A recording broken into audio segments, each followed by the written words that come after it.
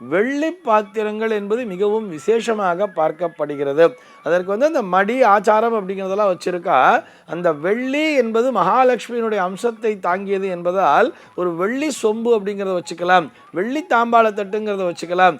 Sir எனக்கு அதுக்கெல்லாம் வசதி இல்லை சார், அவ்வளோ வசதி இருந்தால் நான் ஏன் இப்படி இருக்கேன் அப்படிங்கிற மாதிரிலாம் ஒரு விதண்டாவாதம் பேசக்கூடாது. இறைவன் கண்டிப்பாக நமக்கு அந்த வசதியினை தந்து விடுவார் என்ற பிரார்த்தனையோடு நாம் செய்ய வேண்டும் பூஜையை.